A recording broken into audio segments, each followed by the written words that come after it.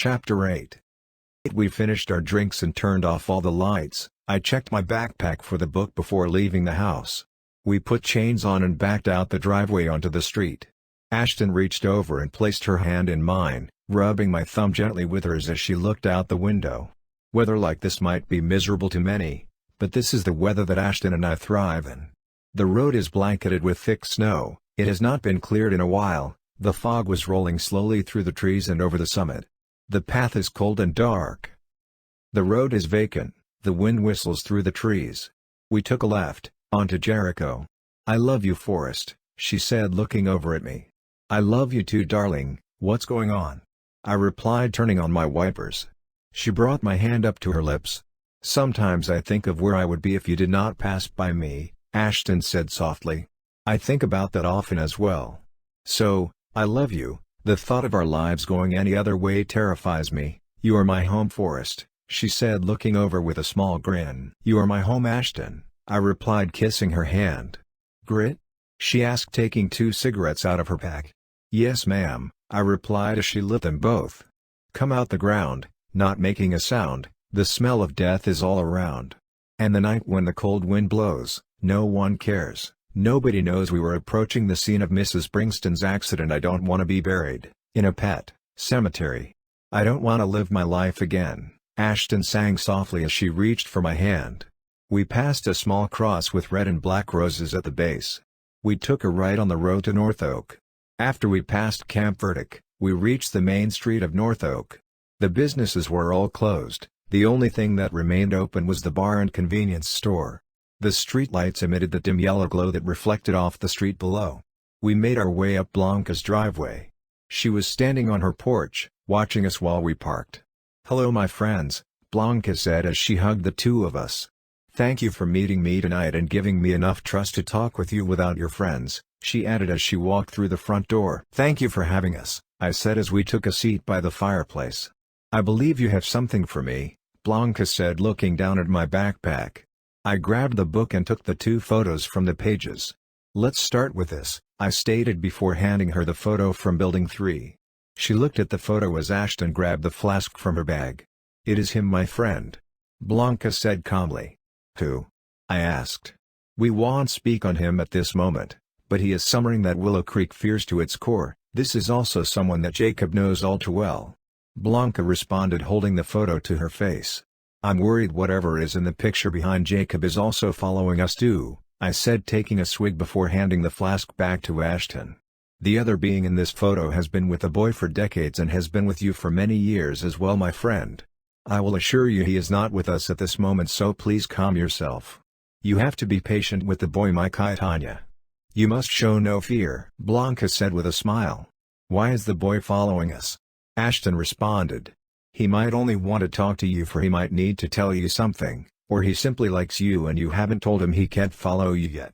Have you communicated with him at all since you found him?" she asked, putting a log in the fire.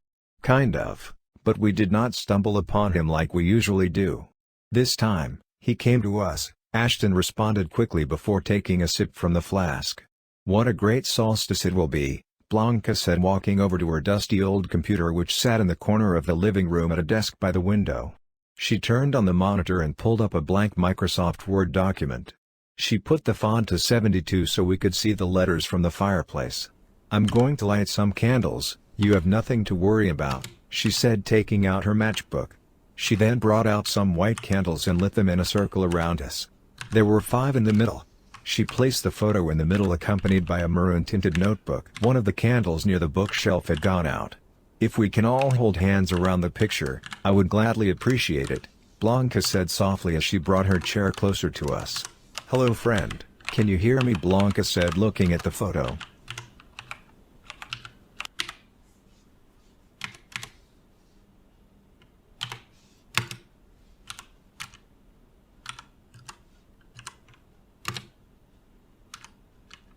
Slowly, one by one, the letters appeared on the monitor.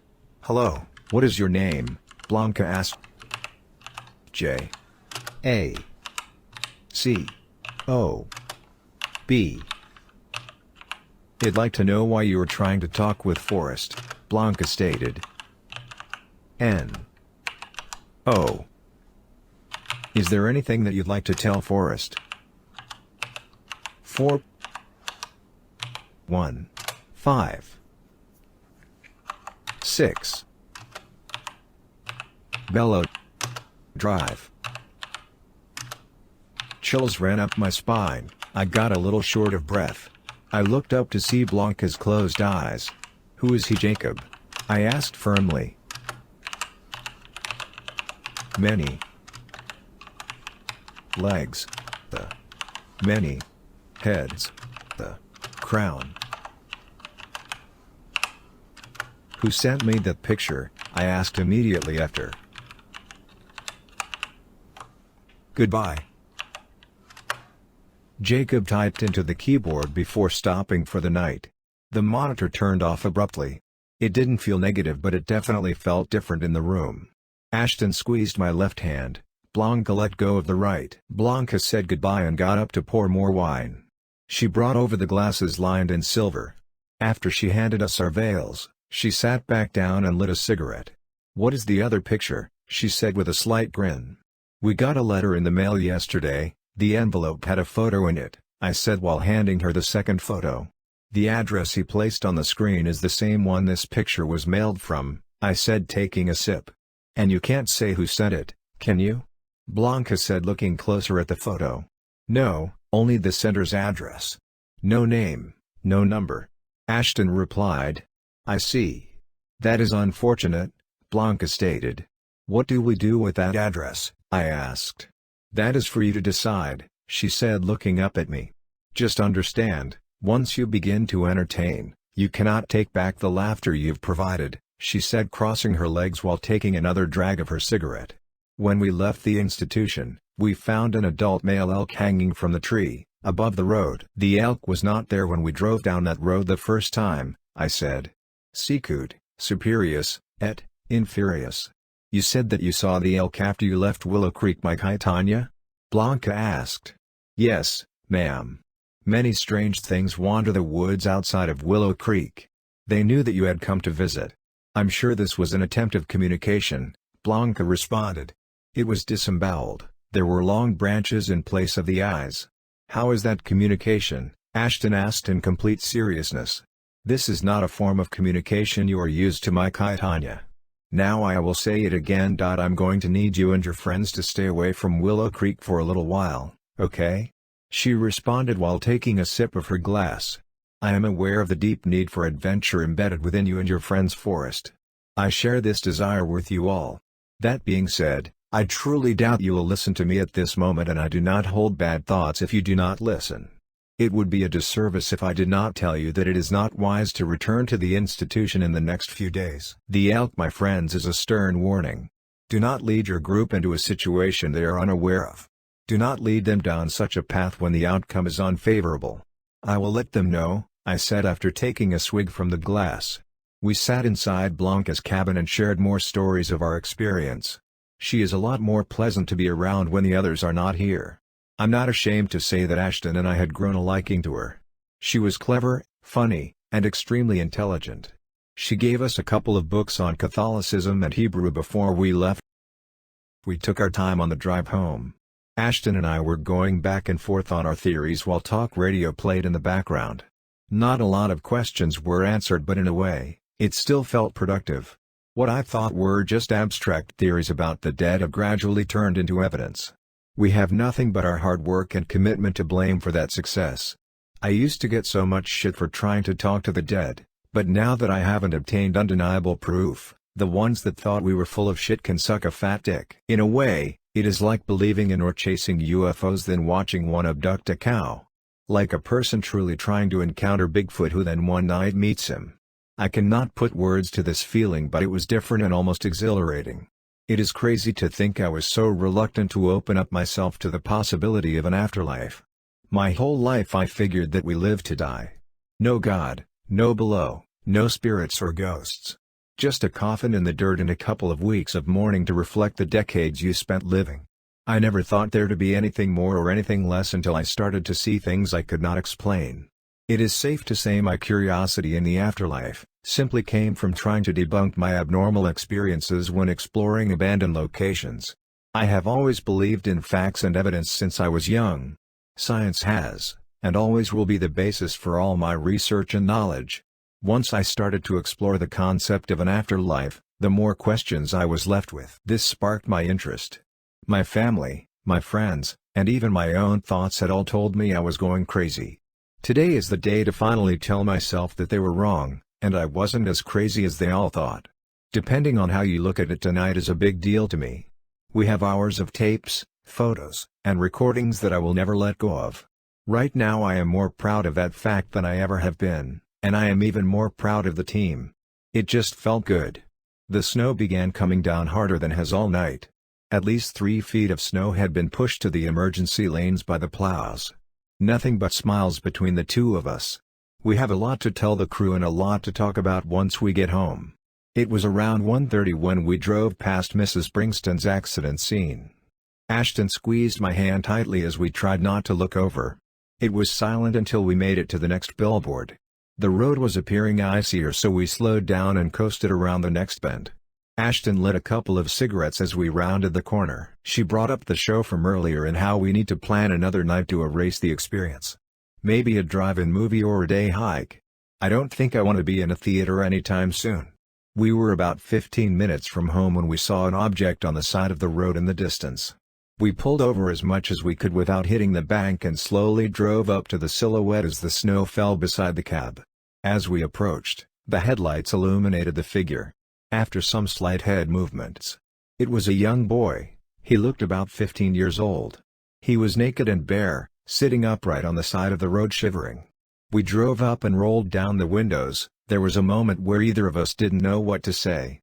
He looked like he had been out here for some time now. His skin was pale with a blue tint, his lips were cracked with peeling skin, there were bags around his eyes. Snot was frozen to his upper lip. "Hey, are you okay? Do you need help?"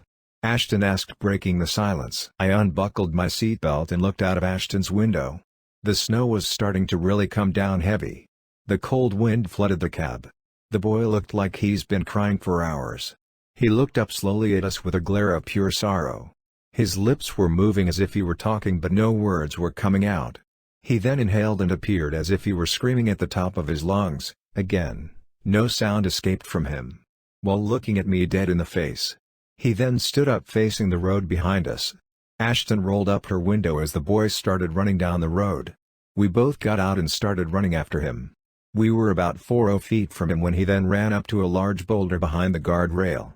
"Oh fuck," Ashton said softly, as the boy jumped from the rock. "We are on the side of a mountain. That is a 600 feet drop to the road below. Fuck, fuck, fuck," I muttered, distraught as I continued walking down the road. "No, no, no, Forrest? Forrest? Why, Forrest? Why?" Ashton stated before she started to cry. "Fuck, man? Fuck. No, no, no. We have to call someone, baby. Call fire and EMS," I said as I ran over to the side of the cliff. My flashlight didn't show much, but I could see his body. I ran back over to the cab. I don't want to be buried in a pet cemetery. I don't want to live my life again. Started sounding through the radio before Ashton turned it off. We drove half a mile to a call box. "Hello, hello, hi, we are on Jericho mile marker 11 going south on Jericho. There was a boy with no clothes on that jumped off a rock. He was on the side of the mountain. He looked like a teenager." "Yes, ma'am. Yes, ma'am. Okay, okay. Yes, we can stay here." "No, ma'am." "Okay, thank you, you too. They are 7 minutes away," she said as she hung up the phone. She looked over at me with tears running down her face. We drove back to the rock and looked over the edge. The snow and fog did not let us see the road below, but he landed next to a street lamp. After a brief moment of thin fog, we could see his body motionless. Ashton then walked over to me and hugged me tightly while we waited for help to arrive. The truck was turned off, the road was empty. The ambience was completely silent other than the wind blowing through the trees. After a couple of minutes, Ashton stopped crying and picked her head up to look back at the rock. "It is going to be okay, baby," "It is almost over, baby, it's okay," I said slowly as I began to hold her tightly again. The fire department was the first on scene, shortly followed by the ambulance. Paramedic Lamia was the medic on the scene again.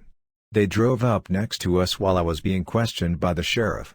"Hey pal, do you know where the patient is?" Mr. Lamia asked from the passenger window of the ambulance. "There is a private road below, I'm sure that is where he ended up," I replied. The ambulance continued down the mountain, followed by a second fire apparatus labeled Heavy Rescue Station 7. About 10 minutes later, a white van showed up. The driver was directed to take the road down the side mountain. There was a hazard placard on the back with 2 4s on the left and right side. Medic Lamia returned a few minutes later and took the fire chief aside. "He was unrecognizable upon arrival, sir. Resuscitation efforts could not be provided. Our patient falls under an obvious sign of non-viable resuscitation. Cranium and dura mater tissue was found on the asphalt next to our patient's body. Our patient was dead on arrival, sir." "Do we have permission to clear, sir?" Lamia asked as he stood with his chest out and his arms behind his back. "Does the coroner need any assistance?" Chief Rivera asked. "No, sir, everything is taken care of. The coroner, Engine 8, and Rescue 7 are on their way back up the mountain," Lamia responded. "You're cleared. Let dispatch know you are en route back to the station," Chief Rivera stated before turning back to us. Medic Lamia walked over and shook Ashton's hand and my hand before climbing back into the box ambulance. "Farewell," he said, piling seeds into his mouth with a smile, leaning back in his chair while his partner drove. Soon after, the white van appeared after removing the body. The van drove past the sheriff's car followed by Engine 8. After a few minutes, Rescue Truck 7 drove back up Jericho and stopped next to us. "Chief Rivers?" the engineer said from the driver's seat of the cab. "DS, hello boys, everything good to go?" Chief Rivers asked. "The scene has been cleaned of debris and clear to open back up. The report is with the coroner." The fireman responded. "Thank you, boys, you are clear for the station," the chief said before turning back to us. Rescue 7 rolled up the cab window, then continued into the foggy abyss. "I want you to call this number if you need to talk to someone," the sheriff said, handing us a card with the number 1-800-273-8255 circled. He then took out a notebook and began writing down words before ripping it from the rings and handing it to me. "On here is my personal number and my desk number at Station 8 where I usually work out of. You will give these numbers to no one. Mine, as well as any of the stations on this mountain, are places you can go if you need to talk or hang out, okay?" he said. We both nodded in agreement. "Be sure to call before you arrive, try not to just show up. We might be on a call and we lock up," he added before getting into his truck labeled Battalion Chief Northridge Fire and Rescue. We were back to standing on Jericho completely alone and in the dead of night. We sat in the cold on the snowbank in silence, trying to settle our thoughts. After a few minutes of short-lived sobbing, we got back into the truck and drove down Jericho. I went slow, the radio was off, the air was tense. Ashton began to cry again after a few miles, so I found a turnoff to pull over at. I unbuckled my belt and moved over across the bench seat. I held Ashton as we cried it out. This one hurt, this one cut pretty deep. This feeling was not a stranger any longer and has been reappearing in the most inconvenient of times. A pain that was becoming familiar. One that can cut off any form of happiness in the moments you think about it. A pain that does not want to leave. A pain that did not belong to me.